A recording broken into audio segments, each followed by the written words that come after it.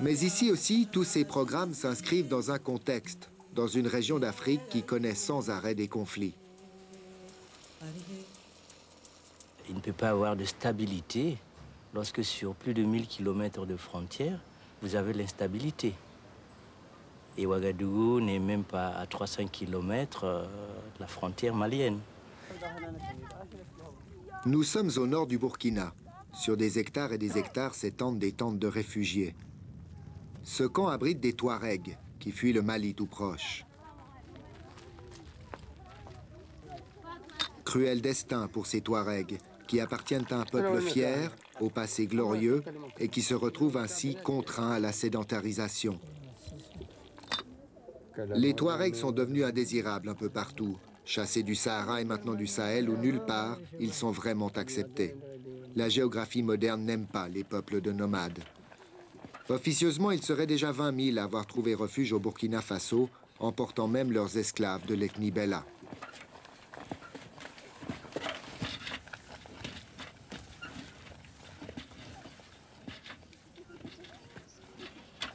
Pourquoi est-ce que vous avez dû fuir du Mali? Pourquoi? Mais je crains d'être tué avec ma famille, d'être massacré avec ma famille. Ça fait 2 mois d'arrivée. Et vous venez d'où? On vient du Mali, dans un arrondissement de Gossi, cercle de Raros. Et pourquoi vous êtes venu ici? On est venu à peur des militaires. Qu'est-ce qu'ils font les militaires? Ils font tuer les gens. Le Burkina subit de plein fouet les conséquences de ce qui se passe à ses frontières. Au Mali, certains groupes Touaregs sont entrés en rébellion contre le régime, entraînant le pays et ses différentes ethnies dans un début de guerre civile. Et les dépêches concernant la zone frontière sont toujours plus alarmantes. De nombreuses exactions, pillages et enlèvements ont eu lieu depuis décembre dernier dans le nord du pays, a affirmé le ministre, en suspectant des bandits ou rebelles Touaregs. Le Burkina Faso enregistre depuis 3 mois une affluence record de réfugiés Touaregs en raison d'une dégradation de la situation au Nord Mali. Le gouvernement n'en avait pas fait état afin de ne pas envenimer les rapports entre les populations locales et les réfugiés. Mais la situation dans ces zones est devenue trop tendue, a-t-il expliqué. Pour le seul mois d'octobre, plus de 40 personnes ont été tuées lors de ces accrochages, dont pour la première fois un Suisse, membre de la mission de coopération helvétique. La mort d'un coopérant suisse est un fait rarissime. Pourtant, la Suisse n'a pas encore officiellement réagi. À Berne, on évoque la fatalité. Il faut dire que le Sahel est un terrain de prédilection de notre coopération, alors on cherche une fois encore à dédramatiser la situation. Si la situation devait exploser, on pourrait dire qu'on ne s'y attendait pas. Que la situation dégénère un peu, c'est un risque. Ce risque-là, on le sait, il est présent. Que la situation s'améliore, on l'espère aussi. Une explosion générale, je ne pense pas. Les Touaregs restent quand même une population très minoritaire dans la sous-région. Au niveau du Burkina Faso, ils sont extrêmement peu nombreux. Donc j'espère que le Burkina sera tenu un peu à l'écart de vagues. Pourtant, l'afflux continuel de réfugiés Touaregs venant du Mali et du Niger voisin vers le nord du Burkina pourrait à terme menacer les projets suisses. Les camps de réfugiés sont en effet une cause de déstabilisation. L'armée malienne est convaincue que c'est à partir du Burkina que les Touaregs l'attaquent. Dès la fin de l'hivernage, ce qui est faisable, c'est que l'armée malienne lance des opérations contre les Touaregs sur l'intérieur du sol burkinabé. Avec le risque que la région s'embrase? Avec le risque que la région s'embrase, et la région va s'embraser. Quand le président Konaré est venu ici, il a été clair pour ça. Il a dit exactement ceci. Regardez le cas du Rwanda. Quand ça va chauffer, les étrangers vont fuir. Il va nous rester entre nous, Africains.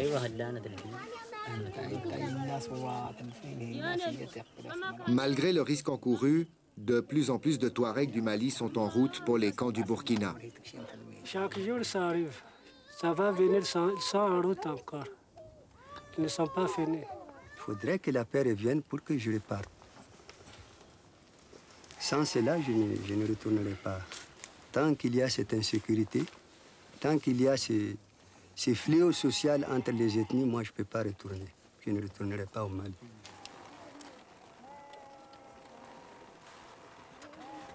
Afflux continuel de réfugiés, risque d'incursion de l'armée malienne, faut-il céder à l'alarmisme ou n'y voir qu'un soubresaut de politique régionale? La question doit être posée, surtout si l'on se souvient de l'aveuglement des coopérants suisses au Rwanda. Certains camps Touaregs sont à proximité de villes importantes, où l'on ne voit pas toujours d'un bon œil la présence de ces réfugiés, surtout que les Touaregs n'ont pas toujours une très bonne réputation. Dans cette province du Burkina, la tension monte. À partir du mois de juin, je crois que tout le monde paniquait ici. Tout le monde paniquait, il y a des voies qu'on ne pouvait plus emprunter. La zone de Diou, notamment, c'est l'un des départements les plus reculés vers le Mali. Et je crois que les rebelles ont tellement terrorisé les gens que les populations ont décidé de se défendre si on ne veut pas leur venir en aide. Il faut se défendre, on ne peut pas subir ainsi. Que ces gens viennent, on ne nous informe pas, d'accord, qu'ils restent tranquilles, mais quand ils se mettent à nous raser les animaux, à nous tuer les enfants, bon, on se demande pourquoi ils viennent. Est-ce vraiment une raison humanitaire?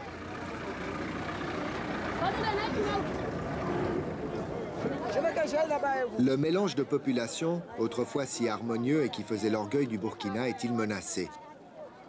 Gorom Gorom, carrefour de civilisation, est le symbole du brassage ethnique. On y trouve des Peuls, des Mossi, des Bellas, des Gourmandchés, des Touaregs et bien d'autres encore.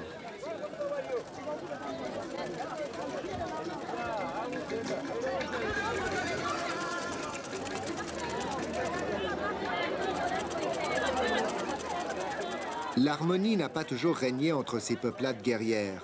Plusieurs conflits les ont opposés dans le passé. L'arrivée des réfugiés Touaregs peut réveiller les anciennes rivalités ethniques. Il peut y avoir des frottements, c'est certain, de la même façon que l'on trouve des frottements entre les Peuls et les agriculteurs du sud du pays. Le risque est toujours là. De la même façon qu'on peut avoir des frottements aussi en Suisse entre certaines parties linguistiques ou entre citadins qui vont acheter des terrains à la campagne. Il y a un risque. Mais actuellement, nous ne sentons pas que la situation soit particulièrement tendue à ce niveau-là. À peine plus au sud s'étend le territoire de l'ethnie Peul. Nous sommes à Dori. Ici, la Suisse soutient une association d'éleveurs. Une association entièrement subventionnée par la coopération suisse et qui regroupe essentiellement des éleveurs de l'ethnie Peul.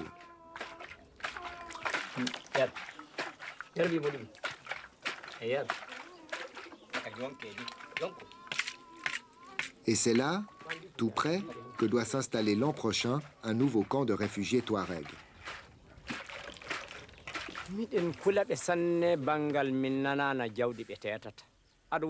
Nous avons très peur des Touaregs. Ils ont une mauvaise réputation. Ce sont des pillards. J'ai peur qu'ils viennent me voler mon bétail ou l'argent que je gagne en vendant des choses au marché. Les Touaregs ont des armes que nous n'avons pas, comme des fusils. Nous n'avons que des couteaux et des lances. Entre des lances et des fusils, celui qui n'a qu'une lance n'a aucune chance. Mais en tout cas, ils ne nous chasseront pas d'ici. Ici, nous resterons parce que c'est la terre de nos ancêtres. Jamais nous n'accepterons d'aller vivre ailleurs. Quand on voit à quel point la question ethnique a eu des conséquences dramatiques au Rwanda, n'est-ce pas dangereux de soutenir une association qui regroupe uniquement des Peuls? Effectivement, on peut se poser la question. Ce que l'on constate au niveau du Burkina Faso, c'est qu'on a une soixantaine d'ethnies différentes, avec chacune leurs valeurs culturelles. Ils essayent de défendre leur place au niveau national. Nous appuyons une association d'éleveurs à majorité Peul. Nous appuyons aussi d'autres associations paysannes qui ont une majorité d'une autre ethnie, que ce soit des Mossi, que ce soit des Gourmandchés. J'habite dans un village dans le canton de Fribourg où il y a aussi une association culturelle des costumes de la région. Il y a des associations francophones. Je crois qu'on vit aussi cette diversité en Suisse. Et le tout, c'est de la valoriser et non de la mettre façon qui pourrait apporter des conflits, je dirais. C'est plutôt une richesse, il faut la voir comme une richesse. Les coopérants descendent en Afrique avec 2 valises. Une valise d'habits et une valise de préjugés. Vous avez des gens qui descendent, qui ne comprennent absolument rien, qui sont venus, qui touchent des sommes miribolantes, qui se font de la fortune. Et tout cela compte dans la coopération pour des projets qui ne sont viables que pour le temps de leur existence ici.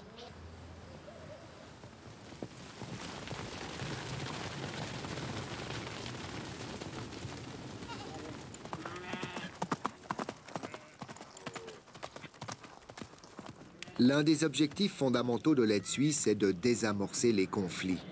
Mais à force de se mettre des œillères, elle ne voit plus les poudrières qui peuvent l'emporter. L'Afrique est en train de changer. Animée par des élans de fierté, elle veut rompre avec la mentalité d'assister qui a provoqué l'aide internationale. Cette fierté trouve aujourd'hui son expression dans l'appartenance ethnique. Les conséquences peuvent aussi en être dramatiques. Le Rwanda nous l'aura tragiquement appris. Partout, la machine peut s'emballer. Mais la prochaine fois, on ne pourra plus dire qu'on ne s'y attendait pas.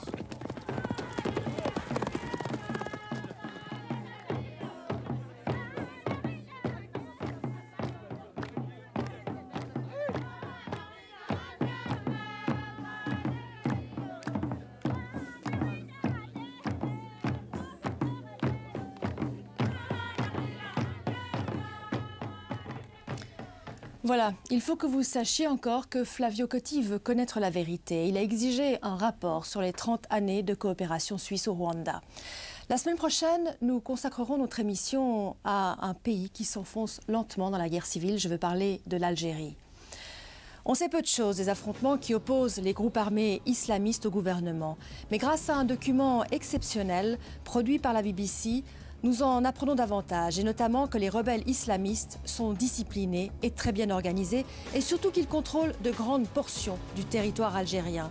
Si vous voulez savoir ce qui se passe en Algérie, c'est vraiment un reportage à voir. Voilà, merci de votre attention. Passez une excellente fin de soirée. Bonne soirée à toutes et à tous. À la semaine prochaine. Au revoir.